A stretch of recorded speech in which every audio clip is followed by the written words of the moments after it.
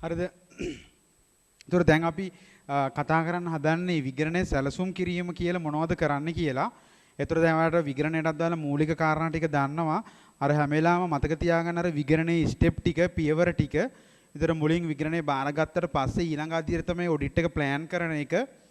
ඒතර ප්ලෑන් කිරීම යටතේ මොනවද කරන්න කියලා අපිට කතා කරන්න තියෙනවා. එතනදී ප්‍රධාන වශයෙන් විග්‍රහණ ප්‍රමිතාංග 300 320 සහ 520. ඔය ප්‍රමිත තුන කතා කරන්න තියෙනවා සැලසුම් කිරීමට අදාළව. හරිද? එතකොට සැලසුම් කරන්නේ මොනවද කියන එකට අදාළව කතා කරනවා විගණන ප්‍රමිතාංග 300. එතකොට අපි මුලින්ම බලමු මෙන්න මේ විගණන ප්‍රමිතාංග 300 කියන්නේ මොකක්ද කියලා. පාඩමේ අන්තර්ගතයේ පොඩි සරල ෂෝට් නෝට් එකක් ගහන්න ඒක මුලින් ලියා ගන්නකෝ.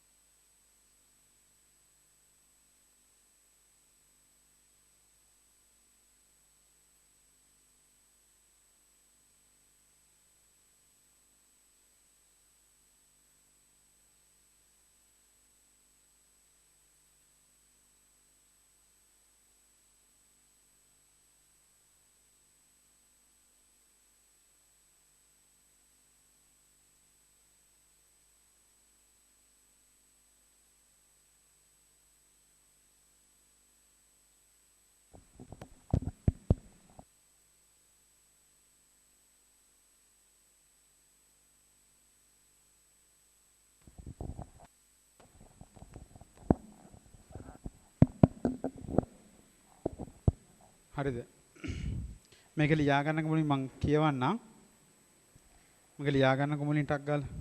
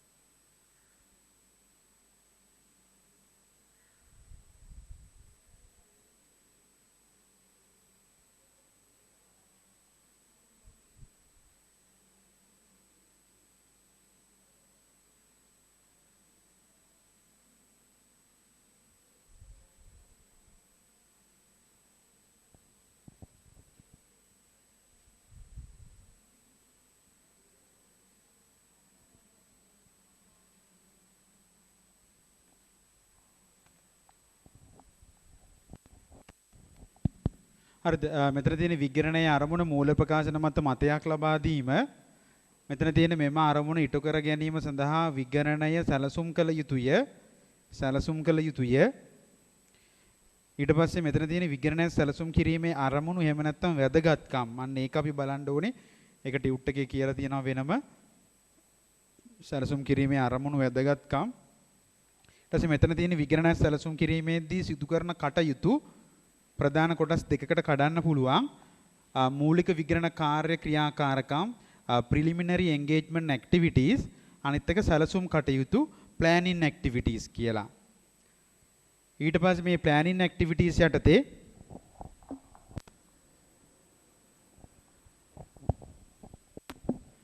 මෙහිදී සිදු කරන කටයුතු කියලා කොටස් දෙකකට කඩලා තියෙනවා. සමස්ත විග්‍රහණ උපාය මාර්ග සමස්ත විග්‍රහණ උපාය මාර්ගයක් ස්ථාපිත කිරීමයි විග්‍රහණ සැලැස්මක් පිළියෙල කිරීමයි. සමස්ත විග්‍රහණ උපාය මාර්ගයක් ස්ථාපිත කිරීමේදී වෙන්නේ කියනවා මෙතන මෙහිදී සලකා බලන සාධක වන්නේ විගණනයේ විෂයපතයට අදාළ කරුණු, කාලය හා sannivedanයට අදාළ කරුණු, මඟ පෙන්වීමට අදාළ කරුණු. මෙතන තියෙන විගණන සැලැස්මක් පිළියෙල කිරීම මෙහිදී විගණනයේදී සිදු කිරීමට අපේක්ෂිත පටිපාටි තීරණය කරයි. ලියා ගන්න කොටක් ගාලා.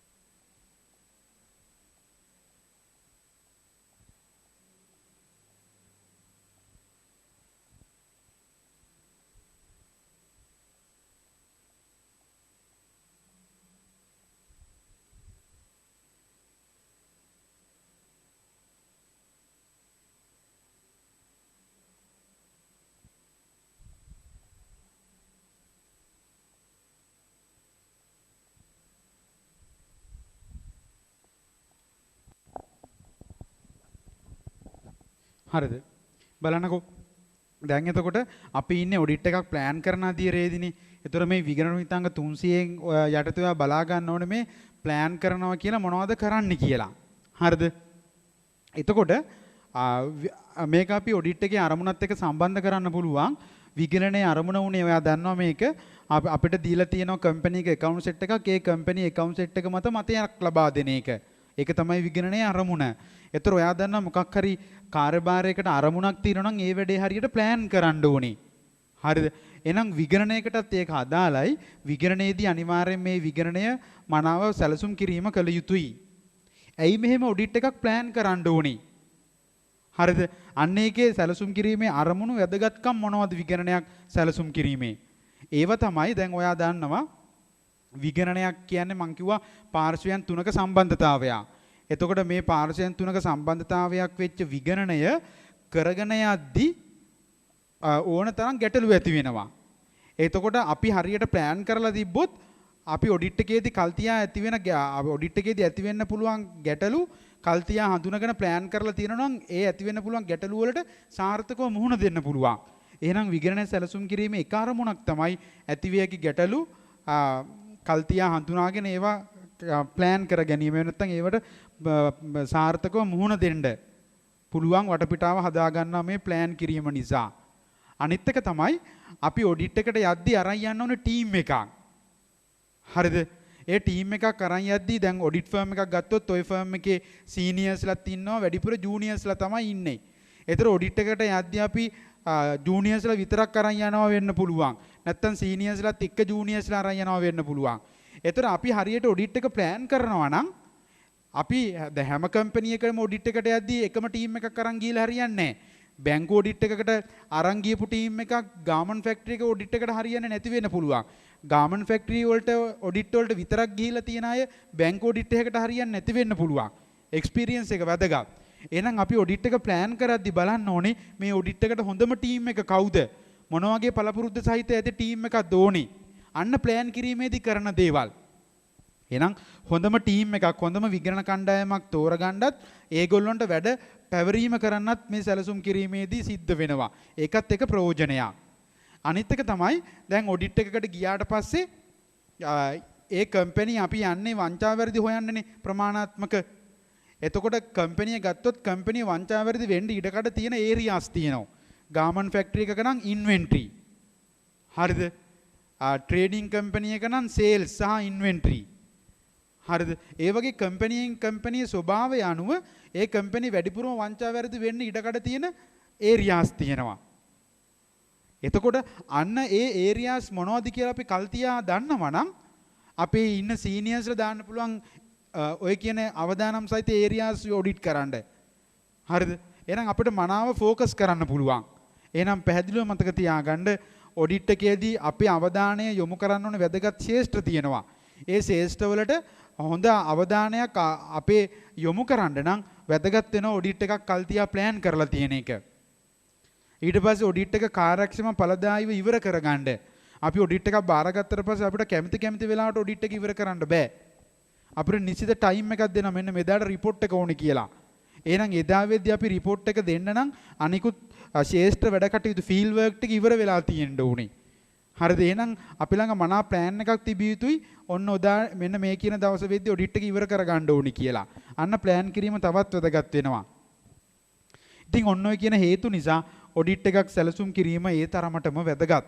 හරිද? දැන් ඕක එක්සෑම් එකේ අහන්න පුළුවන්. ඇයි මේ ඔඩිට් එකක් ප්ලෑන් කළ යුත්තේ? අරමුණු එහෙම නැත්නම් වැදගත්කම්. ගන්නකො ටියුට් එක. අර දෙවෙනි ටියුට් එකේම යන්නකො පිටු අංක 21.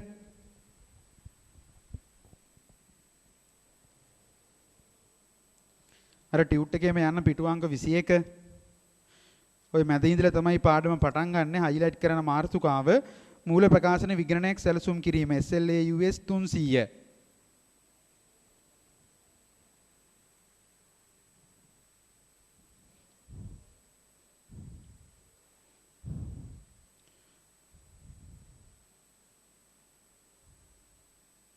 කියන සැලසුම් කිරීම යන විගණන කාර්ය සඳහා හයිලයිට් කරන සමස්ත විගණන උපාය මාර්ගයක් ස්ථාපිත කිරීම හා විගණන සැලැස්ම සංවර්ධනය කිරීමයි. ඊට පස්සේ තරුවක් දාලා highlight කරන සැලසුම් කිරීමේ වැදගත්කම. කාර්යක්ෂම හා ඵලදායී විගණනය සිදු කිරීම සඳහා විගණනයක් highlight කරන නිසි ලෙස සැලසුම් කිරීම අවශ්‍ය වේ. සැලසුම් ක්‍රියාවලිය පොදුවේ ගත් කල SLAUS 300 මූල ප්‍රකාශන විගණන සැලසුම් කිරීම මගින් ආවරණය වන අතර එහි සඳහන් වන්නේ විගණක විසින් විගණන සැලසුම් කිරීම කළ යුතු අතර එමගින් කාර්යභාරය ඵලදායී ලෙස සිදු කරනු ලැබේ. ප්‍රමාණව සැලසුම් කිරීම මගින් highlight කරන්න පහත සඳහන් ද ඇතුළුව විගණනයට ක්‍රම කිහිපයකින් ප්‍රතිලාභ ලැබේ. මෙන්න ලියා ගන්න එතන පොඩි වෙනත් විදිහකට ලියුවොත් මාතෘකාවක් ලියා ගන්න අනුමාතෘකාවක් සැලසුම් කිරීමේ අරමුණු විගණනයක් සැලසුම් කිරීමේ අරමුණු විගණනයක් සැලසුම් කිරීමේ අරමුණු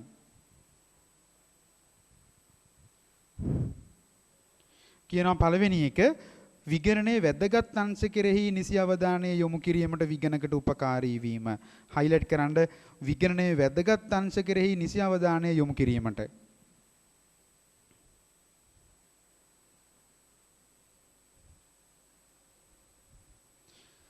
හරිද? දෙවෙනි එක කියනවා විභව ගැටලු. එතන විභව කියන එක ඉරක් ගහලා ලියා ගන්න ඕන වෙන විදියකට ඇතිවිය හැකි possible issues විභව ගැටලු කාලීනව හඳුනාගෙන විසඳීමට highlight කරන්න ඇතිවිය හැකි ගැටලු කාලීනව හඳුනාගෙන විසඳීමට මෙන්න ඔඩිට් එක plan කරන්න ඕනෙලු.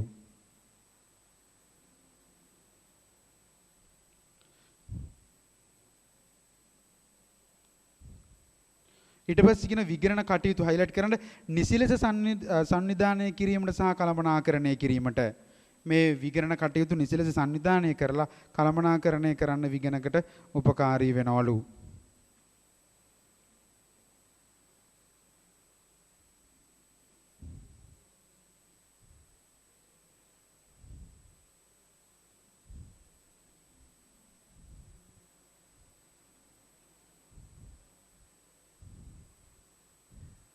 ඊට පස්සේ කියන අපේක්ෂිත අවදානම් වලට ප්‍රතිචාර දැක්වීමට highlight කරන සුදුසු හැකියාවන් සහ නිපුණතා සහිත විගණන කාර්ය මණ්ඩල සමාජිකින් තෝරා ගැනීමට සහාය වීම.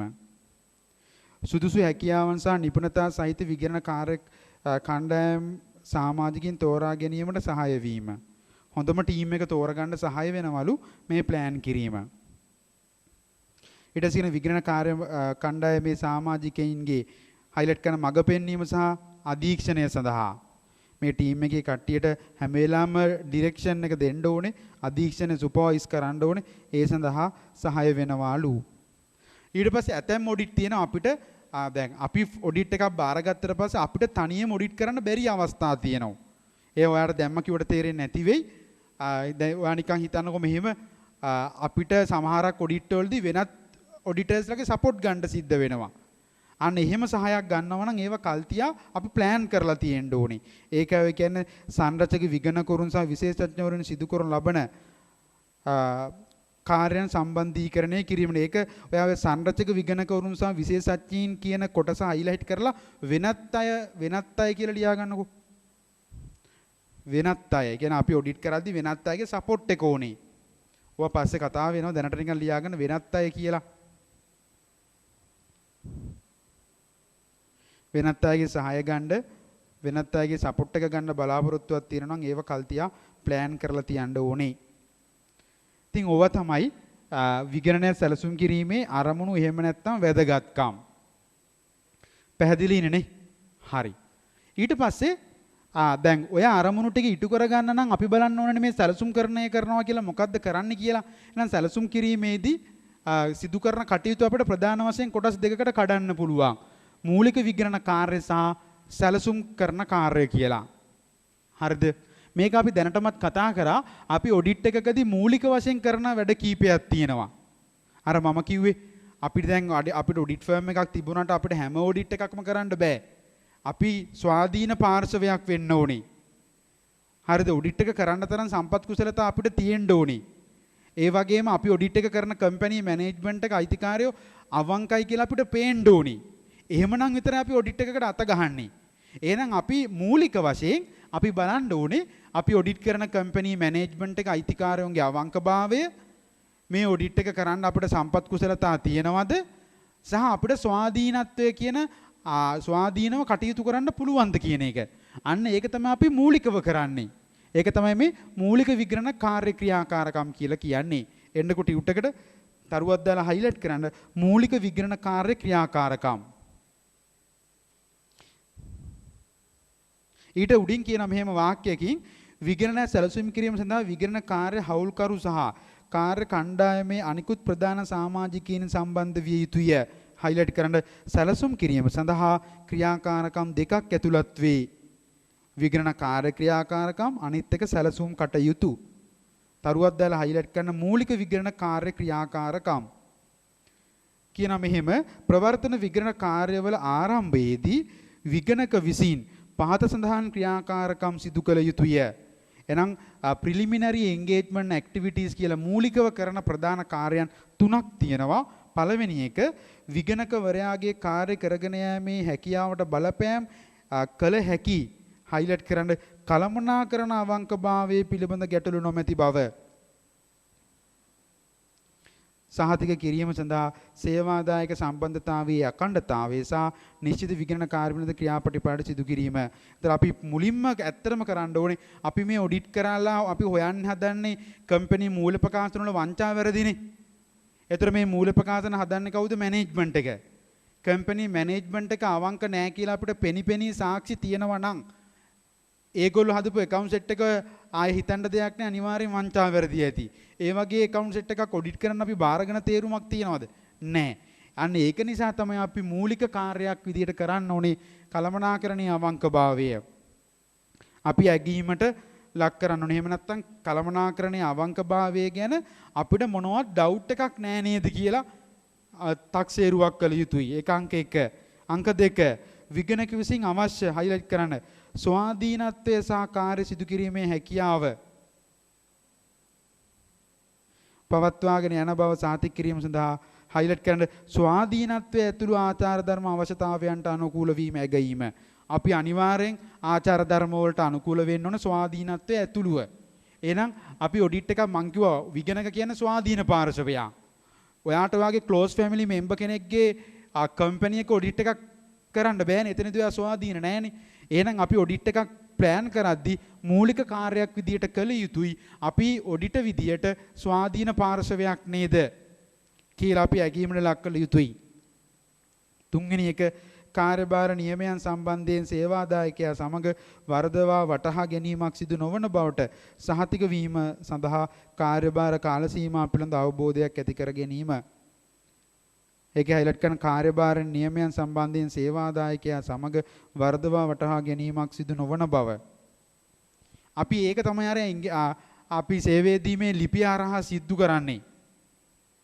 හරිද? මේ පාර්ශ්වයන් අතර එකඟතාවය නැති කර ගන්නවා. එහෙනම් ඒකත් මූලික ක්‍රියාකාරකමක්. ඒ එන්ගේජ්මන්ට් ලෙටර් එක සයින් කරද්දී අපි සයින් කරන්නේ ඒක අනිවාර්යෙන් ඇග්‍රීමන්ට් එකක් ඇතුව මේ වැඩේ කරන්න ඕන නිසා අපි ඒක කල් තියා ඇග්‍රීමන්ට් එක සයින් කරලා තමයි යන්නේ. ඒක මූලික ක්‍රියාකාරකමක්. එහෙනම් ওই මූලික දේවල් අපි කරනවා. ඊට පස්සේ තමයි අපි ඔඩිට් එක ප්ලෑන් කිරීමට අදාළව සිදු කරන්නේ. එතකොට විගණන සැලසුම් කිරීම කියලා කියන්නේ ඇත්තටම මේ සැලසුම් කටයුතු. හරිද? විගණන සැලසුම් කිරීම කියලා ඇත්තටම කියන්නේ මේ සැලසුම් කටයුතු. ඊට අමතරව අපි සැලසුම් කිරීමට කලින් අපි කරන මූලික කාර්යභාරයක් තියෙනවා. ඒක තමයි මේ මූලික ක්‍රියාකාරකම් කියලා කියන්නේ. එතකොට ඇත්තටම ඔඩිට් එක ප්ලෑන් කරනවා කියලා අපි කරන ප්‍රධාන වැඩ දෙකක් තියෙනවා. සැලසුම් කටයුතු කියලා ප්‍රධාන වැඩ දෙකක් අපි කරනවා. විගණනයට සමස්ත විගණන උපාය මාර්ගයක් හදාගන්න එකයි. අනිත් එක විගණන සැලැස්මක් හදාගන්න එකයි. හරිද? හිතන්න මේ නිකන් ඩොකියුමන්ට්ස් දෙකක් හදාගන්න ඕනේ කියලා. අපි ඔඩිට් එක ප්ලෑන් කරන ප්ලෑනින් ඇක්ටිවිටීස් විදියට ඩොකියුමන්ට්ස් දෙකක් හදාගන්න ඕනේ. ඒ එක ඩොකියුමන්ට් එකක් අපි හඳුන්වනවා overall audit strategy. Overall audit strategy සමස්ත විගණන උපාය මාර්ගය. අනිත් එක ඔඩිට් ප්ලෑන් විගණන සැලැස්ම. ඒතර මේ දෙක වෙන වෙනම ඔයාලට පුළුවන් වෙන්න ඕනේ. සමස්ත විගණන උපාය මාර්ගය හදද්දි මොනවද තීරණය කරන්නේ? එහෙම නැත්නම් සලකා බලන්නේ විගණන සැලැස්ම හදද්දි මොනවද සලකා බලන්නේ කියලා. හරිද? සමස්ත විගණන උපාය මාර්ගය හදද්දි අපි සලකා බලන කරුණු තුනක් තියෙනවා. එහෙම නැත්නම් මේ ඩොකියුමන්ට් එක එහෙම නැත්නම් අපි ඔඩිට් එකේ ඔඩිට් එකක් ප්ලෑනින් පාර්ට් එකට අදාළව කරන ප්‍රධාන වැඩේ තමයි ප්‍රධාන එක වැඩක් තමයි ඔඩිට් එකට ඕවරෝල් ඔඩිට් ස්ට්‍රැටජි එකක් හදා ගන්නවා. එහෙනම් මේ ඕවරෝල් ඔඩිට් ස්ට්‍රැටජි එක හදද්දී අපි සලකා බලන කරුණු වගේක් තියෙනවා. ඒ සලකා බලන කරුණු අපිට ශේෂ්ඨ 3ක් ඔස්සේ දක්වන්න පුළුවන්. නැත්තම් කාරණා 3ක් ඔස්සේ දක්වන්න පුළුවන්. එහෙම නැත්තම් වෙනත් ඉදින් කිව්වොත් සමස්ත විගණන උපාය මාර්ගය හදද්දී විගණක සලකා බලනවා ඒරියාස් 3කට අදාළ කරුණු ප්‍රධාන වශයෙන්. මොනවද? විෂයපතයට අදාළ කරුණු, කාලය හා sannivedanයට අදාළ කරුණු, මඟ පෙන්වීමට අදාළ කරුණු. මෙන්න මේ අංශ 3ට අදාළ කරුණු සලකා බලමින් තමයි සමස්ත විගණන උපාය මාර්ගය පිළිල කරන්නේ.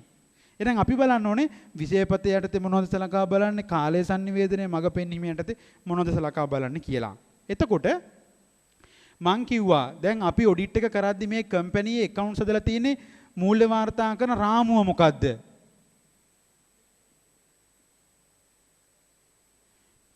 මේ කම්පැනි හදන්නේ accounts set එක ලංකා ගිණුම් ප්‍රමිති වලටද ජාත්‍යන්තර ගිණුම් ප්‍රමිති වලට අනුකූලවද කියන එක අපි දැනගෙන ඉන්න එපා ඔඩිට් විදිහට. හරිද? එහෙමනම් කම්පැනි accounts හදන්න මොන මූල්‍ය වාර්තාකරන රාමුවට දානවා කියන එක හඳුනාගත යුත්තේ සැලසුම් කරන අධියරේ සමස්ත විගණන උපාය මාර්ගයේ විෂයපතයට අදාළව. මං කියන විෂයපතේ කියන අපි කළ යුතු කාර්ය කියලා. එහෙනම් කම්පැනි accounts set එක හදන්නේ මොන වාර්තාකරන රාමුවට දානවා කියන එක බලපානවා අපි කරන කාර්යභාරයට. එහෙනම් විෂයපතේ යටතේ සලකා බලන එකක් තමයි මේ කම්පැනි accounts දන වාර්තා කරන රාමුව මොකද්ද? අනිත් එක තමයි මේ කම්පැනි භූගෝලීය ව්‍යාප්තිය.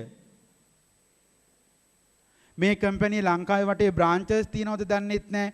පරිපාලිත ව්‍යාපාර තියනවද දන්නෙත් නැහැ. භූගෝලීය ව්‍යාප්තිය.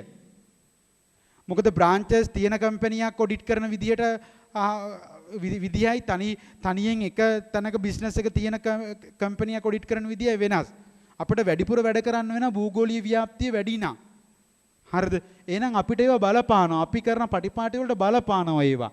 ඒකයි මේ භූගෝලීය ව්‍යාප්තිය අපි සලකා බලන්න ඕනේ ඔඩිට් එකක් ප්ලෑන් කරද්දී. ඔඩිට් එක ඉවර වෙන්න තියෙන හෙටයි කියලා මේ කම්පැනිට මෙහෙත් බ්‍රාන්ච් එකක් තියෙනවා කියලා දැනගෙන හරියන්නේ නැහනේ. අන්න ඒකයි මේක වැදගත් වෙන්නේ භූගෝලීය ව්‍යාප්තිය. ඊට පස්සේ සමහරක් ව්‍යාපාර තියෙනවා ඒගොල්ලන්ගේ ව්‍යාපාරයට ගිණුම් ප්‍රමිති වලට අමතරව තව වෙනත් වාර්තා කරන රෙගුලාසි තියෙනවා. උදාහරණයක් බැංකුවක් ගත්තොත් මහ බැංකුව පනවලා තියෙන අනපනතුත් බලපානවා accounts වලට. හරිද? එතකොට අපි ඔඩිට් විදියට ගිණුම් ප්‍රමිති වලට අනුකූලව accounts හදලාද බලලා විතරක් හරියන්නේ නැහැ. අපි බලන්න ඕනේ ඒ අනිකුත් නීති රීති වලට අනුවත් accounts set එක හදලාද. අන්න ඒව තමයි වෙනත් වාර්තා කරන රෙගුලාසි තියනවාද. එහෙනම් ඕව තමයි මූලික වශයෙන් විෂයපතයට අදාළව අපි සලකා බලන කරුණු. ඊට පස්සේ කාලය හා sannivedanaya කියද්දිම තේරෙනවා අපි ඔඩිට් එකක් පටන් ගත්තට පස්සේ අපිට කැමති දවසක report එක දෙන්න බෑ. අපිට report එක දෙන්න දිනයක් තියෙනවා නිශ්චිත. ඒ නිශ්චිත දිනේ කවද්ද කියලා කල් තියා. එහෙමත් නැත්නම් ඔඩිට් එක ප්ලෑන් කරද්දි තමයි අපි date එක decide කරන්න ඕනේ. එහෙනම් මෙන්න මේ කාලයටදී සලකා බලනවා අපි ඔඩිට් report එක දිය යුතු දිනය කවද්ද? අන්න කල් තියා අපි දිනේ අඳුන ගන්නවා. එහෙමනම් අපිට ඒ දවස අල්ලලා ඔඩිට් එක ඉවර වෙන විදියට වැඩ ටික කරගෙන යන්න පුළුවන්. එහෙනම් විගණන වාර්තාව දිය යුතු දිනවකවානු කවරේද? ඊට පස්සේ අපි ඔඩිට් එක කරගෙන යද්දී මැනේජ්මන්ට් එකත් එක්ක මීටින් දාන්න වෙයි. ඔඩිට් එකේ ප්‍රශ්න කතා කරන්න. එහෙනම් ඒ මීටින් දාන්න ඕනේ දිනවකවානු කවද්ද කියලා අපි අඳුනගත යුතුයි.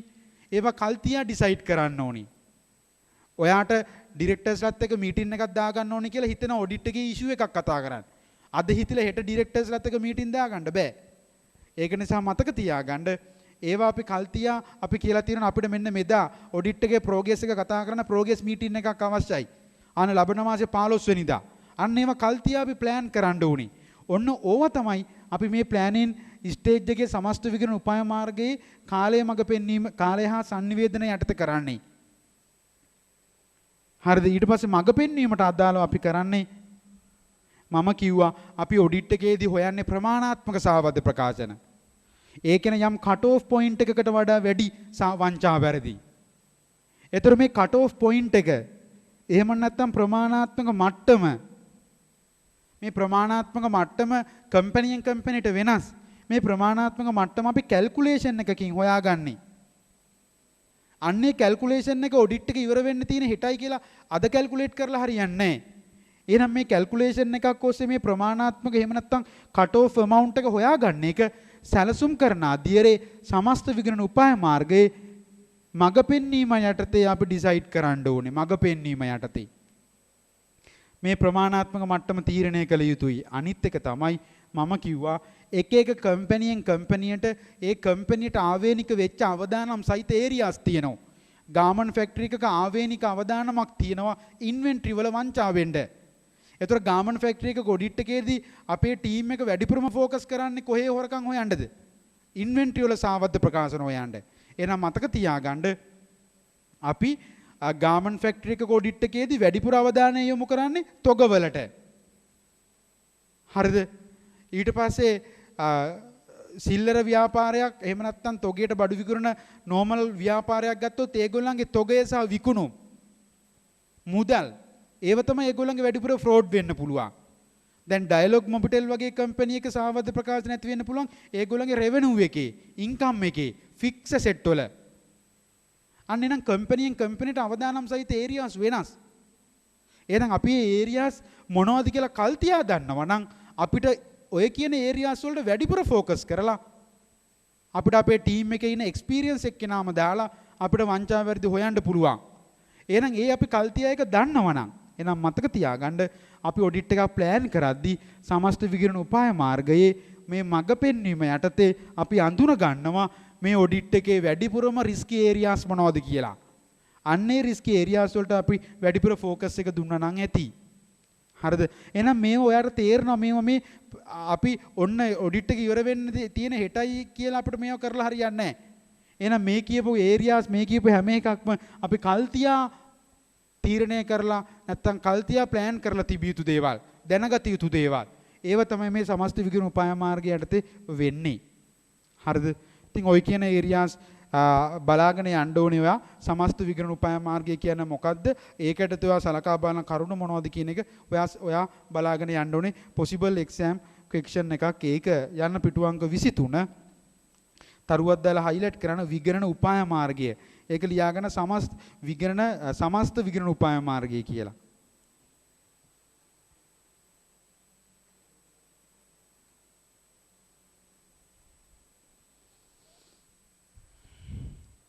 කියන සමස්ත විගණන උපාය මාර්ගයේ විගණනයේ highlight කරන විෂයපතේ කාලය සහ මඟ පෙන්වීම විස්තර කරන අතර වඩාත් විස්තරාත්මක විගණන සැලැස්මක් වර්ධනය කිරීමට මඟ පෙන්වයි. සමස්ත විගණන උපාය මාර්ගයක් ස්ථාපිත කිරීමේදී විගණක විසින් සලකා බැලිය හැකි කරුණු පහත වගේ දක්වා ඇත. ඔය මුලින්ම තියෙනවා අංක 1 දාගෙන කාර්යභාරයක ලක්ෂණ ඇලීරක් ගහලා ලියා ගන්න විෂයපතේට අදාළ සලකා බැලිය යුතු කරුණු කියලා ලියා ගන්න.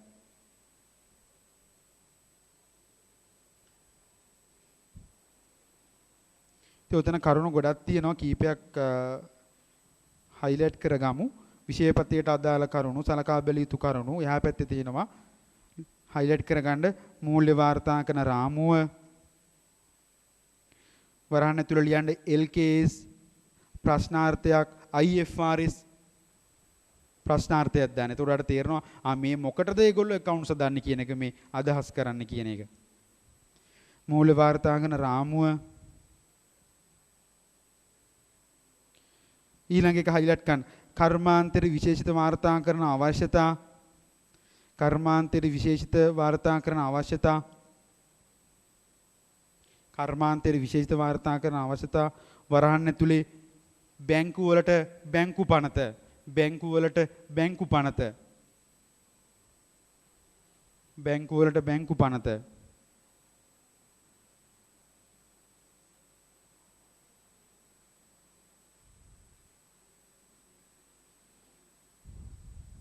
ඊට පස්සේ ඊළඟ එක අපේක්ෂිත විගණන ආවරණය ඇලීරක් ගහලා ලියා ගන්න භූගෝලීය ව්‍යාප්තිය.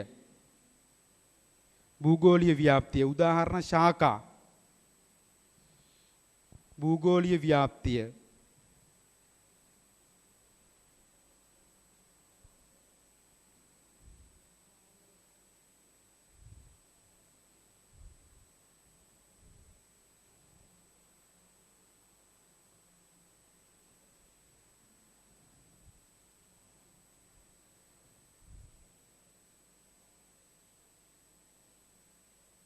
ඊට පස්සේ ඕකේ හතර පස්වෙනි එක highlight කරන ව්‍යාපාර අංශවල ස්වභාවය.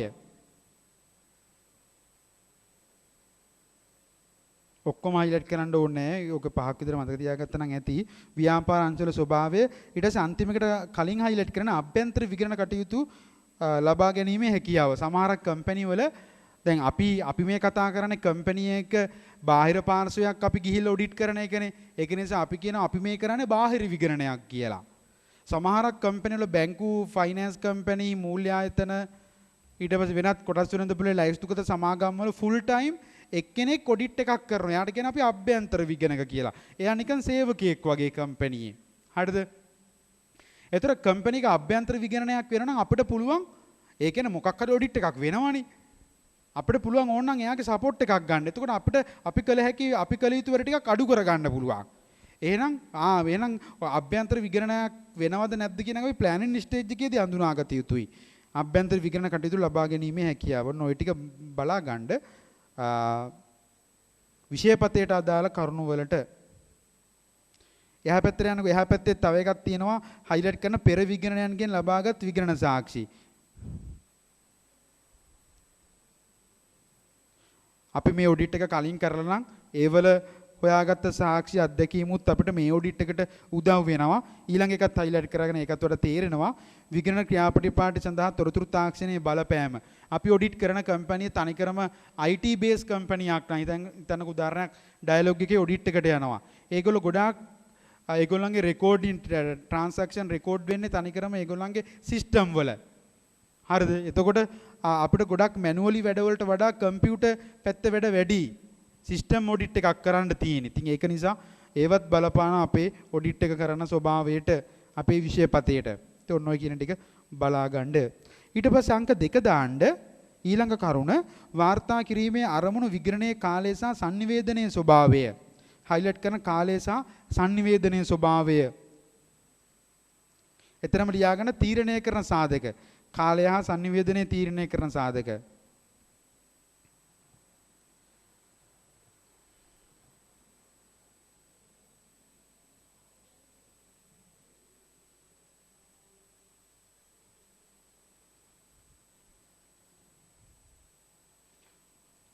හරිද?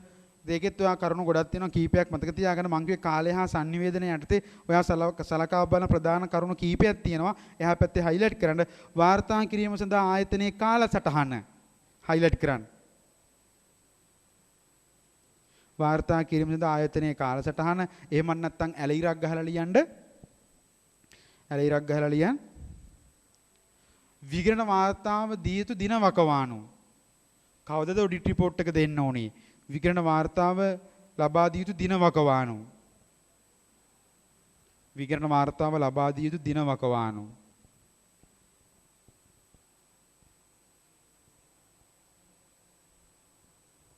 විගණන වාර්තාව ලබා දිය යුතු දින වකවානු. ඊට පස්සේ දෙවෙනි එක highlight කරගන්න. කළමනාකරණය සහ පාලනය සම්බන්ධ වගකීම් අය සමග රැස්වීම් සංවිධානය. මං කිය ඔඩිට් එක පුරාට අපි කට්ටියත් එක්ක රැස්වීම් දාගන්න වෙනවා. එහෙනම් ඒවා කවදද දාන්නේ? අපේක්ෂිත වර්ගය සහ වාර්තාවල කාලය පිළිබඳ කළමනාකරණ සහ පාලන වගකීතු පරිසමග සාකච්ඡා කිරීම. අරකම තමයි. ඊළඟේ කාර්යභාරය පුරා විගණනයේ තත්ත්ව පිළිබඳ අපේක්ෂිත sannivedanaya, සංරචක විගණන සමග අපේක්ෂිත sannivedanaya, අන්තිම එක highlight කරන්න තෙවන පාර්ශ්වයන් සමග අපේක්ෂිත sannivedanaya. සමහරක් වෙලාවට අපි ඔඩිට් එක කරගෙන යද්දී වෙනත් third partyත් එක්ක අපිට එක එක sannivedanayන් කරන්න වෙයි. එහෙනම් ඒවා වල ස්වභාවය දැන් ඒවා මතක තියාගන්න කරුණු 3ක් 4ක් විතර අන්තිම එකට කලින් එකත් ඕනනම් highlight කරන්න සංරචක විගණකරුන් සමග අපේක්ෂිත sannivedanaya.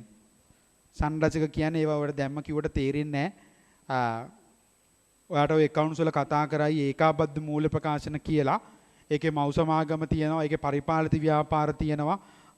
ඔයා මව් සමාගමක ඔඩිට නම් ඔයාට පරිපාලිත ව්‍යාපාර ඔඩිට් එක කරන්න වෙන ෆර්ම් එකක් නම් වෙන ඔඩිට කෙනෙක් නම් එයාගෙන් අපිට සපෝට් එක ගන්න වෙනවා. එයාගේ රිපෝට් අපිට ගෙන්න ගන්න වෙනවා. ඒතර එයාත් එක්ක අපිට කමියුනිකේෂන් එකක් තියාගන්න ඕනේ. ඒකයි ඔය කියන්නේ. ඒත් ඔන්න ඔය කියන කරුණු මතක තියාගන්න. ඊට පස්සේ අංක 3 ප්‍රධාන සැලකිය යුතු සාධක මූලික කාර්ය ක්‍රියාකාරකම් සහ වෙනත් කාර්යභාර පිළිබඳ දැනුම ඇලීරක් ගහලා මෙහෙම ලියන්න. මග පෙන්වීමට අදාළ සලකා බැලිය යුතු කරුණු. මග පෙන්වීමට අදාළ සලකා බැලිය යුතු කරුණු. මඟ පෙන්වීමට අදාළ සලකා බැලිය යුතු කරුණු.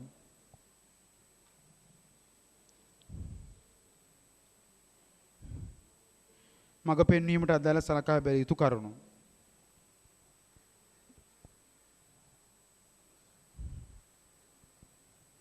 මඟ පෙන්වීමට අදාළ සලකා බැලිය යුතු කරුණු.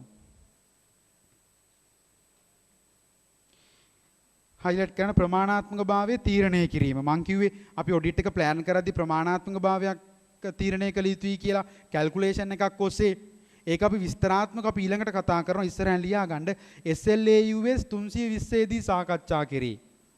SLAUS 320 දී සාකච්ඡා කෙරේ. SLAUS 320 දී සාකච්ඡා කෙරේ. SLAUS 320 දී සාකච්ඡා කෙරේ.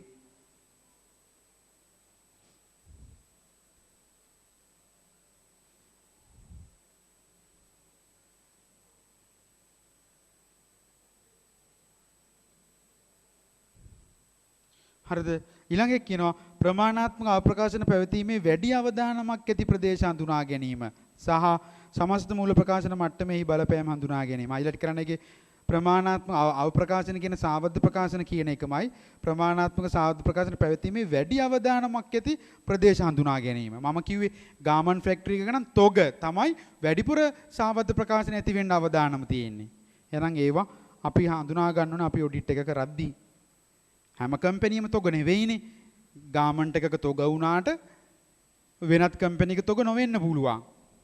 හරිද? එක කම්පැනියෙන් කම්පැනියට වෙනස්. ඊට පස්සේ ඊළඟ එක හයිලයිට් කරන පෙර විගණනවල ප්‍රතිඵල. මං කිව්වේ මේ අපි මේ අවුරුද්ද කරන්නේ පුනරාවර්තන විගණනයක් නම් මේ කම්පැනි ඔඩිට් එක අපි කලින් අවුරුදු වල කරලා නම් අපිට අතීත අත්දැකීම් තියෙනවා.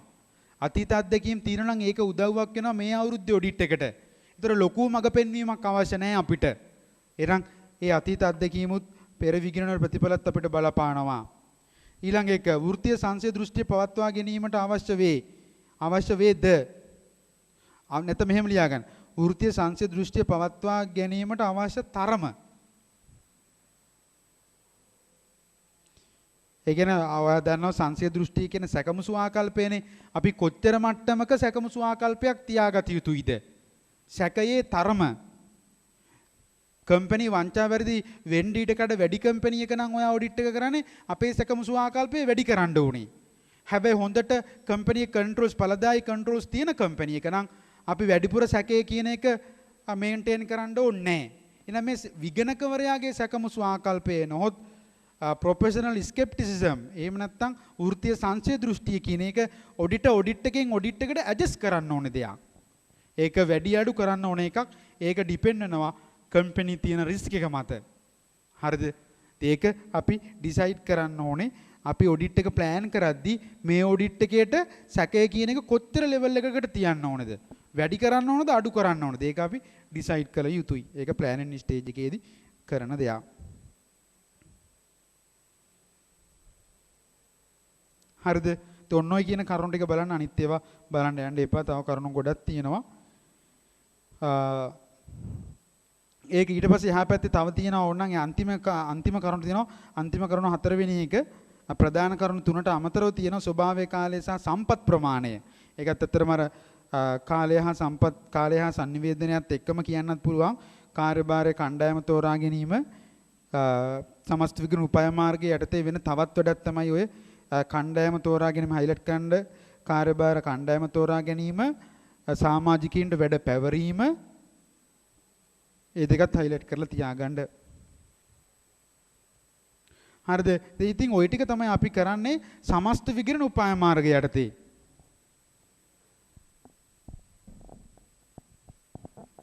හරිද? එතකොට අපි මේ කතා කරගෙන ඉන්නේ ප්ලෑනින් ඇක්ටිවිටීස් වල දෙකක් තියෙනවා කියවනේ. එකෙන් එකක් දැන් කතා කරා සමස්ත විගණන උපාය මාර්ගය, අනිත් එක විගණන සැලැස්ම. හරිද? එතකොට දැන් අපි යන්නේ ප්‍රමාණාත්මක වංචාවැරදි අනාවරණය කරගන්නනේ. ඒතර ප්‍රමාණාත්මක වංචාවැරදි අනාවරණය කරගන්න අපි විගණන පටිපාටි කරන්න එපේ. හරිද? එතකොට අපි මේ සමස්ත විගණන උපාය මාර්ගයේ යටතේ අපි කරන පටිපාටි මොනවද ඩිසයිඩ් කරේ නෑනේ. මේ විෂයපතේ කාලයේ මග පෙන්වීමට අපි මොනවද කරන පරීක්ෂා කියලා ඩිසයිඩ් කරේ නෑනේ. එහෙනම් මෙන්න මේ සමස්ත විගණන උපාය මාර්ගයේ හැදුවට පස්සේ ඊළඟට හදනවා එකක් විගණන සැලැස්ම කියලා එකක්. මෙන්න මේ විගණන සැලැස්ම යටතේ අපි ඩිසයිඩ් කරනවා අපි තාම විගණන පටිපාටි කරාද? ගිණුම් ශේෂ ගණදුන පන්ති චෙක් කරාද? නැහැ. එහෙනම් අපි ඔඩිට් එකේදී මේ ගිණුම් ශේෂ ගණදුන පන්ති පරීක්ෂා කරන්න අපි කරපුද කරන්න හදනද? කරන්න හදන පටිපාටි මොනවද කියලා තීරණය කිරීම කරන එක තමයි මේ සැලැස්ම යටතේ කරන්නේ. හරිද? මේදී විගණක විගණනයේදී සිදු කිරීමට අපේක්ෂිත විගණන පටිපාටි අපි කියන මෙතනදී අපේක්ෂිත පටිපාටි වල ස්වභාවය ප්‍රමාණය කාලය ඔන්න ඔය කියන තුන තීරණය කළ යුතුයි. මොනවද? අපේක්ෂිත විගණන පටිපාටි වල ස්වභාවයයි ප්‍රමාණයයි කාලයයි. හරිද? මේ තුන ඩිසයිඩ් කරන එක තමයි විගණන සැලැස්ම යටතේ වෙන්නේ. එන්නකොට උටකට කියනවා මෙහෙම පිටු අංක 26ට යන්න.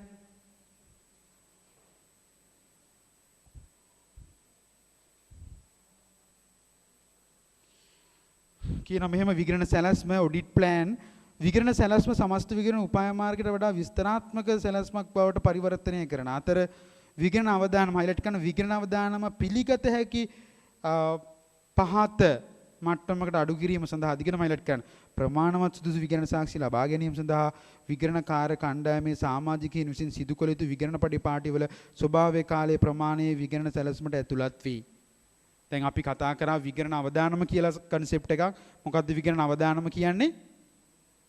විගණන අවදානම කියන්නේ අපි ඔඩිට් එකකට ගිහිල්ලා අපි දෙනවා රිපෝට් එකක්. ඒ රිපෝට් එක වැරදි රිපෝට් එකක් වීමේ පොසිබිලිටි එක තමයි අපි කිය ඔඩිට් රිස්ක් කියලා. එහෙනම් අපි දෙන රිපෝට් එක වැරදි එකක් වීමේ හැකියාව අපි හැකිතාක් අඩු කරගන්න ඉපේ. අපි යන්නේ වැරදි රිපෝට් එකක් දෙන්න නෙවෙයි. ඒතර වැරදි රිපෝට් එකක් දෙන්න තියෙන පොසිබිලිටි එක අපි අඩු කරගන්න ඕනේ. එහෙනම් ඒ අඩු කරගන්න නම් අවස්ථානුකූලව අපි ගැළපෙන විගණන පටිපාටි නොහොත් පරීක්ෂා කිරීම තමයි කළ යුත්තේ. අන්නේ පටිපාටි මොනවද කියලා හරියට කරොත් අපි අවදානම අවම කරගන්න හරියට පටිපාටි කරොත් අපි අතින් වැරදි රිපෝට් එකක් එළියට යන එක අඩු වෙයි. ඒක නිසා අන්නේ අවදානම විගණන අවදානම අඩු කරගන්න අපි කරන පටිපාටි ප්ලෑන් කරන එක තමයි මේ සැලැස්ම යටතේ වෙන්නේ. හරිද? ඒකයි ඔය කියන්නේ පටිපාටි වල ස්වභාවයේ කාලයේ ප්‍රමාණය මේ සැලැස්මට ඇතුළත්ලු. ඉතින් අපි ඔඩිට් එකකට ගිහිල්ලා කරන පටිපාටි වර්ග කීපයකට කඩන්න පුළුවන්. අවදානම් තක්සේරු කිරීමේ පටිපාටි, වැඩිදුර සිදු කරන පටිපාටි, ඊට පස්සේ වැඩිදුර සිදු කරන පටිපාටි, පාලන පරීක්ෂා, තහවුරු පරීක්ෂා, ඔහොමම කියලා එක එක කැටගරයිස් කරන්න පුළුවන්. ඒව දැන් කිව්වට තේරෙන්නේ නැහැ. අපි විගණන වලින් 330 දී කතා කරනවා. එතකොට ඔයාලට තේරෙයි. අන්න ඒ ටික තමයි ඔය බෙදලා තියෙන්නේ. මෙහෙම කියනවා විගණන සැලැස්මට හයිලයිට් කරන විගණන සැලැස්මට පහත සඳහන් දෑ ඇතුළත් විය යුතුය. සැලසුම් කර ඇති අවදානම් තක්සේරු කිරීමේ ක්‍රියාපටිපාටි හයිලයිට් කරන අවදානම් තක්සේරු කිරීමේ ක්‍රියාපටිපාටි. ඒවා දැන් ලොකුට හිතන්න එපා. අවදානම් තක්සේරු කිරීමේ පටිපාටි අපි කරනවා සදහුම් මට්ටමින් සැලසුම් කරන ලද හයිලයිට් කරන වැඩිදුර විගණන පටිපාටි. ඔවත් අපි කතා කරනවා further audit procedures. ඊට පස්සේ කියනවා විගණන ප්‍රමිත වලට අනුකූල වීම සඳහා විගණන කාර්ය කිරීම සඳහා සැලසුම් කළ හයිලයිට් කරන වෙනත් විගණන ක්‍රියාපටිපාටි. විගණන ප්‍රමිත වලින් කරන්න කියලා කියපු පටිපාටිත් තියෙනවා. ඒවත් අපි කරන්න ඕනේ. හරිද? ඒ ඔන්න ඔය කියන පටිපාටි වර්ග තුන අපි කරන්න ඕනේ. ඊට පස්සේ කියනවා විගණන සැලැස්ම සංවර්ධනය වන විට විගණනයේ පුරාවට මෙම ක්‍රියාපටිපාටි සැලසුම් කිරීම සිදුවේ.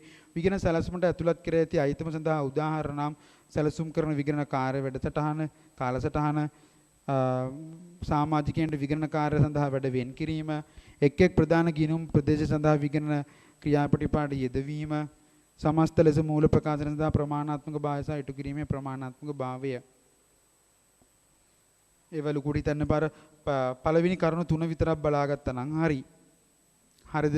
ඒතර දැන් ඔයා දන්නවා මෙන්න මේ සැලසුම් කටයුතු. හරිද? සැලසුම් කටයුතු යටතේ අපි කරන ප්‍රධාන වැඩ දෙකක් තියෙනවා කියවෙන්නේ මොකද්ද? සමස්ත විගණන උපාය මාර්ගයක් ස්ථාපිත කර ගැනීමයි විගණන සැලැස්මක් පිළිල කර ගැනීමයි. හරිද? එතකොට දැන් ඔයාට හිතෙන් දැන් ඔඩිට් ටීම් එකක් ගත්තොත් ටීම් එකේ සීනියර් කෙනෙක් ඉන්නවා, ජූනියර්ස්ලා කීප දෙනෙක් ඉන්නවා. ඒතර ඔයාට හිතෙන විදිහට මේ ප්ලෑන් එක ගහන වෙත්තේ සීනියර්නේ. හැබැයි ප්ලෑන් එකේ තියෙන මේ ක්‍රියාමාර්ග ක්‍රියාවට නන්වන්නේ සීනියර් විතරද? නෑ. ජූනියර්ස්ලාත් මේකට සම්බන්ධ වෙනවා.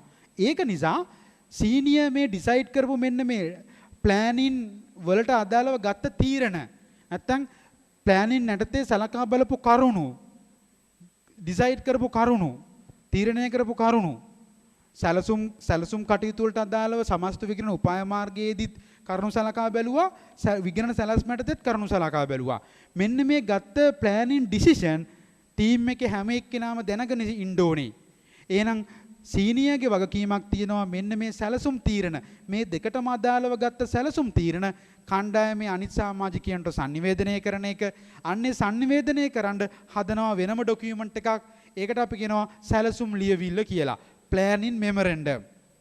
ඒතර ඇත්තටම මේ planning memorandum එකේ තියෙන මොනවද සැලසුම් ලියවිල්ලේ මෙන්න මේ දෙකට අදාළ කරුණු මොන දෙකටද සමස්ත විගණන උපාය මාර්ගයට අදාළ කරුණු සහ විගණන සැලැස්මට අදාළ කරුණු එහෙනම් සැලසුම් ලියවිල්ල කියන්නේ අන්න එහෙම එකක්. යන්නකෝ පිටු අංක 27 තරුවක් දාලා highlight කරන්න සැලසුම් ලියවිල්ල planning memorandum. කියනවා මෙහෙම එක් එක් කාර්යභාරය සඳහා සැලසුම් ලියවිල්ලක් සකස් කළ යුතුය. එවැනි ලියවිල්ලක් අරමුණු වන්නේ සැලසුම් ක්‍රියාවලිය පිළිබඳ විධිමත් වාර්තාවක් සැපීම සහ සැලසුම් තීරණ සියලු මට්ටමේ කාර්ය මණ්ඩල සමාජිකයින්ට sannivedanaya කිරීමයි. highlight කරන්න. සැලසුම් ක්‍රියාවලිය පිළිබඳ විධිමත් වාර්තාවක් සැපීම සහ සැලසුම් තීරණ සියලු මට්ටමේ කාර්ය මණ්ඩල සමාජිකයින්ට sannivedanaya කිරීම. තුනෝක තමයි සැලසුම් ලියවිල්ලේ අරමුණ. ඊට පස්සේ යන සැලසුම් ලියවිල්ල ඊට සඳහන් එක් එක් කරුණු වෙත යොමු විය යුතු අතර එබැවින් පහත සඳහන් විස්තර අඩංගු විය යුතුය. ඒ කියන්නේ සැලසුම් ලියවිල්ල ඊට සඳහන් එක් එක් කරුණු කියලා කියන මේ දෙකට අදාළ කරුණු කියන එක. කියන පළවෙනි සේවාදායකයාගේ ව්‍යාපාර සංවිධානය සහ ගිණුම් පද්ධතිය වල ප්‍රධාන වෙනස්කම් එක highlight කරන්න. දැන් මේ සැලසුම් ලියවිල්ල බලන ඕනම එක්කෙනෙක්ට මේ කම්පැනි ගැන අයිඩියා එකක් එන්නත් ඕනේ ප්ලෑනින් වලට අදාළව ගත්ත හැම කරුණක්ම තේරෙන්නත් ඕනේ. ඒතර ව්‍යාපාරයේ සේවාදායකයාගේ ව්‍යාපාර සංවිධානයේ ගිණුම් කරන පද්ධතිය වල වෙනස්කම් නීතිමය ගිණුම් ප්‍රමිති සමාගමේ ක්‍රියාපටිපාටි ඊට පස්සේ ඕකේ highlight කරන හතරවෙනි එක පෙර වර්ෂවල ඇති වූ ගැටලු ඊට පස්සේ current tax implication පස්වෙනි එක වත්මන් බදු තත්වයන් ඊට පස්සේ මැද අන්තිමයේ දෙකට කලින් තියෙනවා සමස්ත විගණන උපාය මාර්ගය ඒක ලියා ගන්න සමස්ත විගණන උපාය මාර්ගයේ ඇතුළත් කරුණු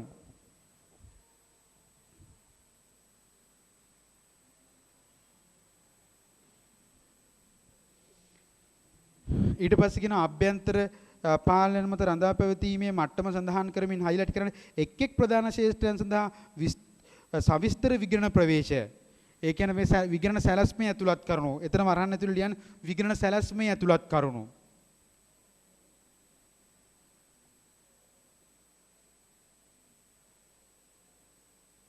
ඊට අන්තිමේ කියනවා පාලනයේ විශ්ලේෂණාත්මක සමාලෝචනය සහ සැලකියුතු ක්‍රියාපටිපාටි සහ ප්‍රධාන සැලකියුතු ක්‍රියාපටිපාටි. highlight කරන ප්‍රධාන සැලකියුතු ක්‍රියාපටිපාටි. ඉතින් අපි කරන ප්‍රධාන විගණන පටිපාටි. ඉතින් බලපුවාම අපට තේරෙනවා මේ සැලසුම් ලියවිල්ලේ ඇත්තටම තියෙන්නේ මොනවද? මේ සමස්ත විගණන උපාය මාර්ගය සහ විගණන සැලැස්මේ ඇතුළත් කරුණු වගේම මේ කම්පැනිට ඔඩිට් එකට අදාළ වැදගත් කරුණු මේ ව්‍යාපාරයේ හිමිකාරීත්වය මොනවාරි වෙනස්කම් වෙලා නම් එව්වා නීතිමය පසුබිමේ වෙනසක් වෙලා නම් එව්වා කලින් ඔඩිට් වල ඇති වෙලා ඉස්සරහට ගෙනාවු ඉෂුස් තියෙනවා නම් එව්වා මේ ඔඩිට් එක ගැන ඕවරෝල් අයිඩියා එකක් තමයි ටීම් එකේ ඔක්කොටම මේ සැලසුම් ලියවිල්ලේ සපයන්නේ හරිද ඒතර එක එක ડોකියුමන්ට් උතන කීපයක් සාකච්ඡා වුණා පටල ගන්න එපා සමස්ත විගණන උපාය මාර්ගයේ විගණන සැලැස්ම සැලසුම් ලියවිල්ල මූලික විගණන ක්‍රියාකාරකම් ඒව ගැටලුවක් නැතුව ඇති කියලා හිතනවා හරිද හරි ඒතර මේ පාඩමේ ඇත්තටම අපිට කතා කරන්න තියෙන ඉච්චරයි බලන්න ඒකේ කතා කරපුවම මොන ගැටලුවක් නැහැ නේද කියලා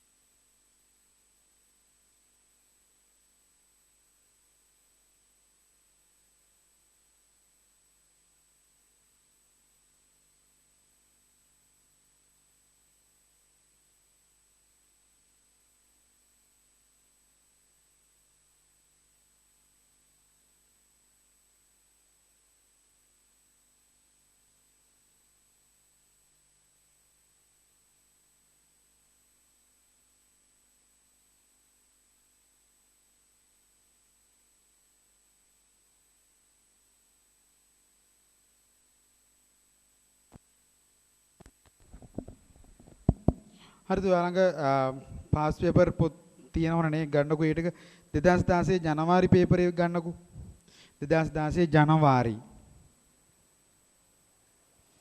2016 ජනවාරි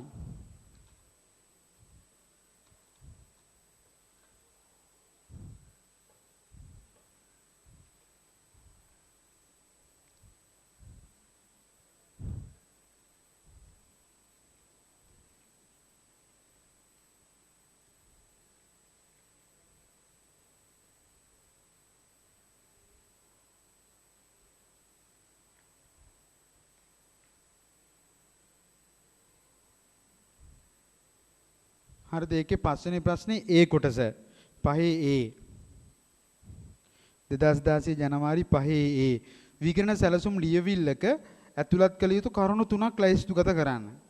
සැලසුම් ලියවිල්ලක ඇතුළත් කළ යුතු කරුණු තුනක් මං කිව්වේ මොනවද? සැලසුම් ලියවිල්ලට ඇතුළත් කරන්නේ ප්‍රධාන වශයෙන් සමස්ත විගණන උපාය මාර්ගය ඇතුළත් කරනු විගණන සැලැස්ම ඇතුළත් කළ යුතු කරුණු ඊට පස්සේ පෙර විගණනවල ඇතිවෙච්ච ගැටලු ඉදිරියට ගෙන ආපු ඒවයි කම්පැනියේ හිමිකාරීත්වයේ හෝ මේකේ ස්වභාවී වෙනස්කම් වෙලා තියෙනවා නම් එව්වා ඒ වගේ කරුණු තමයි මේකේ තියෙන ලියන්න පළවෙනි එක සමස්ත විගණන උපාය මාර්ගයේ ඇතුළත් කරුණු සමස්ත විගණන උපාය මාර්ගයේ යටතේ සලකා බලන ලද කරුණු සමස්ත විගණන උපාය මාර්ගයේ යටතේ සලකා බලන ලද කරුණු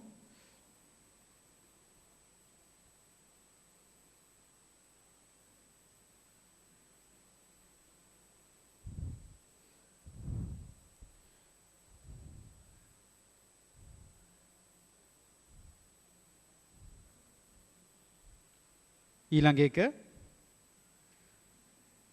විගණන අවදානම අවම කර ගැනීමට සැලසුම් කළ විගණන අවදානම අවම කර ගැනීමට සැලසුම් කළ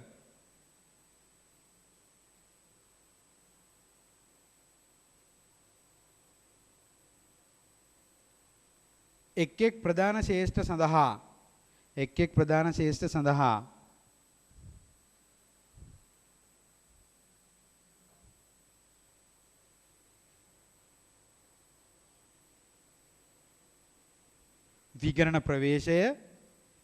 විගණන ප්‍රවේශය ඒ විගණන ප්‍රවේශය ගැන ඉස්සරහට කතා වෙනවා SLAUS 330 දී ප්‍රවේශය ගැන අපි යම් ගිණුම් ශේෂයක් ගත්තොත් ඒ ගිණුම් ශේෂය ඔඩිට් කරන්න පුළුවන් විදි දෙකක් තියෙනවා. ඒ විදි දෙක තමයි මොන විදියෙන්ද අපි ඔඩිට් කරන්නේ? ඔඩිට් අප්‍රෝච් එක.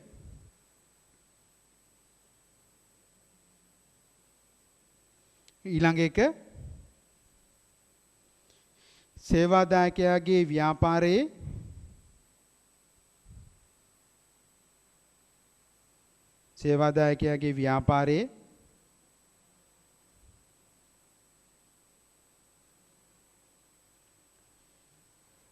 සංනිධානයේ හෝ ගිණුම් කරන පද්ධතියේ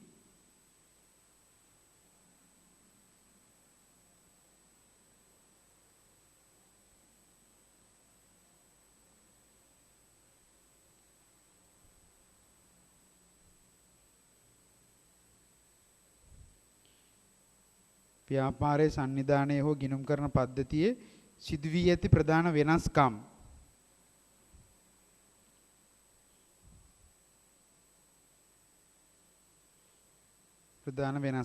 තව එකක් ලියන්න. පෙර වර්ෂවල ඇති වූ ගැටලු සහ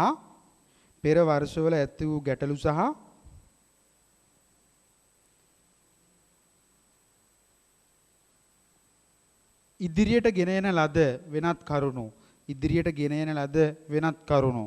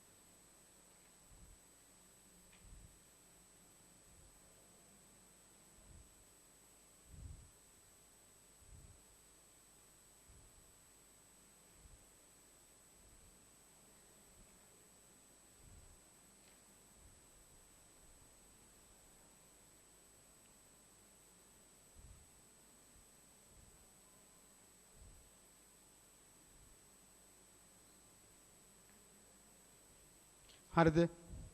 හරි. එතකොට අපිට ওই විග්‍රහ 100 සැලසුම් කිරීමට අදාළව කතා කරන්න තියෙන ওই ටික. හරිද? එතකොට අපි දැන් මේ කතා කරගෙන ඉන්නේ විග්‍රහණයක් සැලසුම් කිරීම කියන අධීරයනේ අපි දැන් ඉන්නේ. එතකොට මම කිව්වා මෙන්න මේ සමස්ත විග්‍රහණ උපාය මාර්ගය යටතේ අපි සලකා බලන කරුණු තුනක් තියෙනවා. විෂයපතේට අදාළ කරුණු, කාලයට අදාළ කරුණු සහ මඟ පෙන්වීමට අදාළ කරුණු කියලා. එතකොට මෙන්න මේ මඟ පෙන්වීම යටතේ අපි කරන ප්‍රධාන වැඩක් තමයි මේ ප්‍රමාණාත්මක මට්ටම තීරණය කරනවා කියන එක. එතකොට අන්න මේ ප්‍රමාණාත්මක මට්ටම තීරණය කරන්නේ කොහොමද කියන එක තමයි විග්‍රහණ රෝහිතාංග 320 යටතේ අපි සලකා බලන්න ඕනේ. 320. එතකොට එතකොට මේ හැම විගණන ප්‍රමිතියකම එකිනෙකට සම්බන්ධයක් තියෙනවා. ඒතරට දැන් තේරෙනවා ප්ලෑනින් ස්ටේජ් එකේ මෙන්න මෙතනින් මඟ පෙන්වීමෙන් යනවා විගණන රෝහිතාංග 320 ප්‍රමාණාත්මක මට්ටම. හරිද? ඒතර ප්‍රමාණාත්මක මට්ටම ගැන මම පොඩි අදහසක් මෙහෙම කියන්නම්.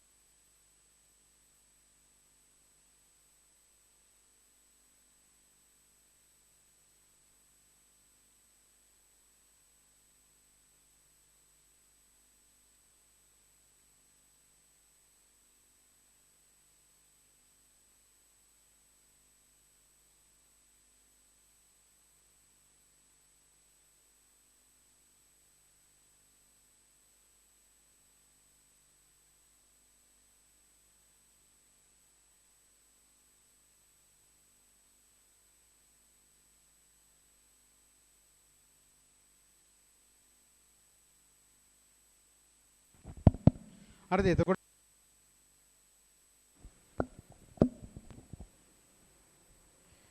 ප්‍රමාණාත්මක මට්ටම අපි මේ කතා කරන්නේ ප්‍රමාණාත්මක මට්ටම SLA US 320 ගැන. හරිද? ඒතර 320ට ආවේ කොහොමද? අපි විගණනරෝහිතාංග 300 දී කිව්වා SLA US 300 දී කිව්වා අපි ඔඩිට් එකක් ප්ලෑන් සැලසුම් කරනවා. සැලසුම් කරද්දී කරන එක ප්‍රධාන වැඩක් තමයි සැලසුම් කටයුතු. සැලසුම් කටයුතු යටතේ කරන ප්‍රධාන වැඩ දෙකක් තියෙනවා. සමස්ත විගණන උපාය මාර්ගය ස්ථාපිත කරගන්න එකයි විගණන සැලැස්මක් හදන එකයි. ඒතර සමස්ත විගණන උපාය මාර්ගයක් ස්ථාපිත කරද්දී කරුණු ඒරියාස් තුනකට අදාළ කරුණු සලකා බලනවා. විෂයපතේ කාලය සහ sannivedanaya සහ මඟ පෙන්වීම කියන කරුණු තුන. එතකොට මෙන්න මේ මඟ පෙන්වීමට අදාළව අපි කරන එක වැඩක් තමයි ප්‍රමාණාත්මක මට්ටමක් තීරණය කිරීම. එතකොට අපි කිව්වා මෙන්න මේ මට්ටම තීරණය කරන එක SLA US 320 දී කතා කරනවා කියලා. එතකොට එහෙනම් 320 තමයි දැන් අපි මේ කතා කරන්න ගත්තේ. ඒතර 320 දී කියනවා කොහොමද මේ ප්‍රමාණාත්මක මට්ටම ගණනය කරගන්නේ කියලා. හරිද? ඒතර ගණනය කිරීම කරන්න කලින් අපි බලන්න ඕනේ මොකද්ද මේ ප්‍රමාණාත්මක මට්ටම කියලා කියන්නේ කියලා. හරිද? ඒතර ප්‍රමාණාත්මක මට්ටම කියන්නේ මෙහෙම එකක්. දැන් හිතන්නකෝ මෙහෙම ඔයා අතේ සල්ලි තියෙනවා. ඔය සල්ලි නැති වෙනවා. හරිද? හිතන්නකෝ ඔයාට රුපියල් 100ක් 200ක් නැති වුණාට දැනෙන්නේ නැහැ. හැබැයි 1000ක් නැති වුණොත් දැනෙනවා. හරිද?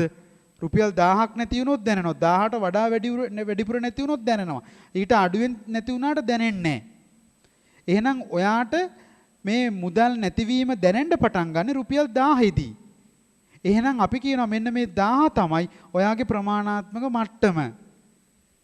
ඒකම තමයි සරල කාරණාව. කම්පැනි එකට ආවට පස්සේ වංචා වැරදි වල අන්තිම බලපෑම යන්නේ කොටස් හිමියන්ටනේ. එහෙම නැත්නම් මූල ප්‍රකාශන පරිශීලකයෝ වෙන්නේ කොටස් හිමියෝනේ. ඒතර මේ දැන් ඔඩිට් එකක් කරන්නේ ඇත්තටම සරලව කිව්වොත් කොටස් හිමියන්ගේ අවශ්‍යතාවයකටනේ.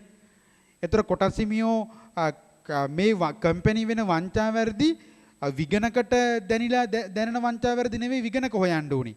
ඩිරෙක්ටර්ස්ලට දැනෙන වංචා වැරදි නෙවෙයි විගණක හොයන්න ඕන කොටස් හිමියන්ට දැනෙන ඒවා. එහෙම නැත්නම් මූල ප්‍රකාශන පරිශීලකීන්ට. හරිද? එතකොට මේ ප්‍රමාණාත්මක මට්ටම කියලා කියන්නේ මොකද්ද? දැන් මෙතන නම් යම් මුදල් නැතිවීමක් ඔයාට දැනෙන මට්ටම තමයි ප්‍රමාණාත්මක මට්ටම කියන්නේ. ඕක ඇප්ලයි කරොත් සාවද්ද ප්‍රකාශන වලට අපි යම් සාවද්ද ප්‍රකාශනයක් ප්‍රමාණාත්මක සාවද්ද ප්‍රකාශනයක් සේසලකන්නේ මොකක් නන්ද? ඒ සාවද්ද ප්‍රකාශනය මූල ප්‍රකාශන පරිශීලකීන්ගේ තීරණ වලට බලපානවා නම් මේ රුපියල් 1000ක් නැති වුණොත් ඒක ඔයාගේ එදා දවසේ වියදමට බලපානවා. අන්න ඔයාගේ තීරණ වලට බලපාන මට්ටම 1000. ඒහා සමානම කන්සෙප්ට් එකක්. යම් සාවද්ද ප්‍රකාශනයක් මූල ප්‍රකාශන පරිශීලකීන්ගේ කියන්නේ ෂෙයා හෝල්ඩර්ස්ලා ගේ ආර්ථික තීරණ වලට බලපාන මට්ටම තමයි අපි කියන්නේ මේ ප්‍රමාණාත්මක මට්ටම කියලා. ඒතර අපි ඔඩිට් එකකට ගිහිල්ලා හොයන්නේ හැම වංචාවක් වැරද්දක්ම නෙවෙයි මේ යම් කට් ඔෆ් ලිමිට් එකකට වඩා වැඩි සාවද්ද ප්‍රකාශනනේ. මෙන්න මේ කට් ඔෆ් ලිමිට් එක තමයි අපි කියන්නේ ප්‍රමාණාත්මක මට්ටම කියලා. ඒතර මේ අපි මෙතනදී කට් ඔෆ් ලිමිට් එක කියලා ඩිසයිඩ් කරන්න ඕනේ මූල ප්‍රකාශන පරිශීලකීන්ට. හරිද? මූල ප්‍රකාශන පරිශීලකීන්ට දැනෙන මට්ටම තමයි අපි හොයන්න ඕනේ. ඒතර කම්පැනි කොටස් හිමියෝ අපි හිතන්නකෝ 100ක් ඉන්නවයි කියලා. නැත්නම් හිතන ඔයාට දැනෙන මට්ටම නෙවෙයි තව එක්කෙනෙක්ට දැනෙන්නේ. ඒතර කම්පැනි එක ෂෙයා හෝල්ඩර්ස්ලා 100ක් ඉන්නවනම් 100ටම සාවද්ද ප්‍රකාශන දැනෙන්නේ එක මට්ටමේදී නෙවෙයිනේ. ඒක නිසා අපිට මේක හැම එක්කෙනාගෙම අහගෙන යන්න බෑනේ. ඒක නිසා අපි කියනවා විගණනයේදී විගණක විසින් කැල්කියුලේෂන් එකකින් මේක හොයා ගන්නවා. මොකද්ද? විගණක මෙන්න මේ කියන කට් ඔෆ් පොයින්ට් එක නොහොත් ප්‍රමාණාත්මක මට්ටම සිය පෞද්ගලික විනිශ්චය යොදා ගනිමින් යෝග්‍ය පදනමක් මත ගණනය කර ගන්නවා. හරිද? දැන් මේ amount එක හිතනකෝ අපිට කැමති ගාන රුපියල් ලක්ෂය හොඳයි ලක්ෂ 2 හොඳයි එහෙම දාන්න බෑනේ. මේකට යම් පදනමක් තියෙන්න එපේ. හරිද?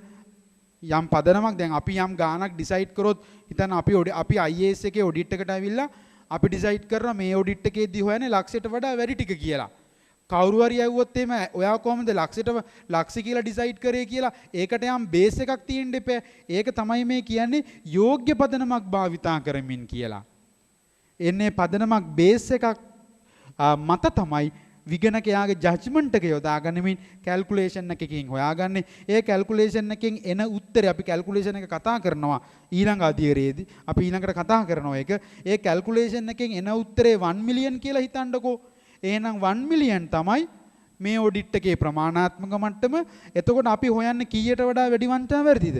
1 මිලියන් වලට වඩා වැඩි වංචා වැරදි. එහෙනම් 1 මිලියන් තමයි ප්‍රමාණාත්මක මට්ටම. හරිද? එහෙනම් මේ ප්‍රමාණාත්මක මට්ටම කියන්නේ මොකද්ද?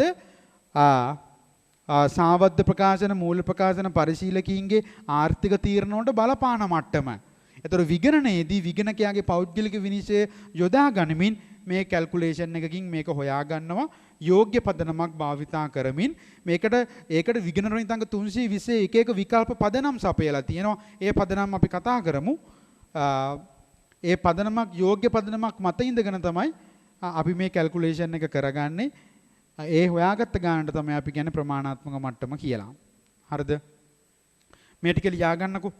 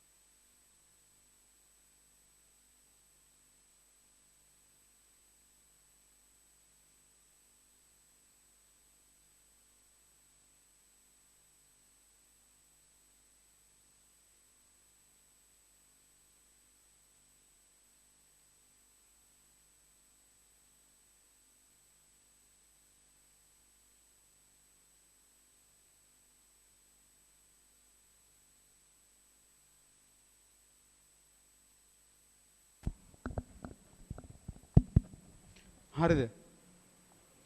එතකොට විග්‍රහ හිතාංග 320 අන්තර්ගතයේ ඔච්චරයි ප්‍රමාණාත්මක මට්ටම කියන එක මෙන්න මේ කැල්කියුලේෂන් එක තමයි අපිට බලන්න තියෙන. ඒක ටිකක් ලෙන්ති කැල්කියුලේෂන් එකක්. ඒක අපි එකත් කතා කරමු. එතකොට මේ මං කියවනේ මෙතන යෝග්‍ය පදනමක් භාවිතා කරලා හොයාගන්නවා ප්‍රමාණාත්මක මට්ටම. ඒ ප්‍රමාණාත්මක මට්ටමට වඩා වැඩි ටික තමයි ඊට පස්සේ අපි ඒ ප්‍රමාණාත්මක මට්ටම ඉක්මවා යනවද නැද්ද කියලා තමයි අපි බලන්නේ ඔඩිට් රිපෝට් එක දෙද්දී. අර මං කියවනේ දැන් අපි අන්තිමේට දෙන්නේ මූල්‍ය ප්‍රකාශන සාවද්දද නැද්ද කියලානේ. දැන් හිතන්නකෝ මෙහෙම අපි හොයාගත්ත ප්‍රමාණාත්මක මට්ටම හිතන්නකෝ 1 මිලියන් කියලා. අපි අර කලින් කියපු තහවුරු පරීක්ෂා කරලා හොයාගන්නවා 2 මිලියන් සාවද්ද ප්‍රකාශන. ඉතින් 2 මිලියන් සාවද්ද ප්‍රකාශන හොයාගත්ත කියන අපේ ප්‍රමාණාත්මක මට්ටම 1 මිලියන් සාවද්ද ප්‍රකාශන accounts වල තියෙනවා 2 මිලියන්. දැන් මූල්‍ය ප්‍රකාශන වල ප්‍රමාණාත්මක සාවද්ද ප්‍රකාශන තියෙනවා. දැන් මූල්‍ය ප්‍රකාශන වල ප්‍රමාණාත්මක සාවද්ද ප්‍රකාශන තියෙනවා. එහෙනම් අපිට අනිවාර්යෙන් ඔඩිට් account set එක සාවද්ද නොවේද? සාවද්දයයි. හැබැයි හිතන්නකෝ අපේ ප්‍රමාණාත්මක මට්ටම 1 මිලියන් අපි හොයාගන්නවා ලක්ෂ 5ක සාවද්ද ප්‍රකාශන ඔඩිට් account set එකේ තියලා. හැබැයි ලක්ෂ 5ක සාවද්ද ප්‍රකාශන හොයාගත්තට ඒවා අපේ ප්‍රමාණාත්මක මට්ටම මේ කම්පැනි කොටස් හිමියන්ට දැනෙන ප්‍රමාණාත්මක මට්ටම 1 මිලියන්. හැබැයි ඒ කම්පැනි වෙලා තියෙන වංචා වැරදි ලක්ෂ 5යි. ඒ කියන්නේ ලක්ෂ 5ක හොරකම් වුණාට ඒක කොටස් හිමියන්ට දැනෙන්නේ නැහැ. ඒක නිසා මේ සාවද්ද ප්‍රකාශන ප්‍රමාණාත්මක සාවද්ද ප්‍රකාශන නෙවෙයි. ප්‍රමාණාත්මක සාවද්ද ප්‍රකාශන නොවේ. එහෙනම් අපි ඒක ඔඩිට් රිපෝට් එකේ සාවද්ද ප්‍රකාශන තියෙනවා කියලා කියන්න දෙයක් නැහැ. හරිද? එතකොට අපි ඊළඟ පාඩමෙන් මේ කැල්කියුලේෂන් එක කරන විදිය කතා කරමු. එතකොට ඔයා අපි අද කතා කරපු පාඩම් ටික බලලා තියන්න මුලේවත් එක්ක ගොඩක් දවසකින් අහුවෙච්ච නැති හින්දා මුලින් ඉඳලා පොඩ්ඩක් මතක් කරගන්න අද වෙනකන් කරපු ඒවා. ඒතර ඊළඟ දවසේ අපි ඊතුරු පාඩම් ටික කතා කරනවා. හරිද? හරි.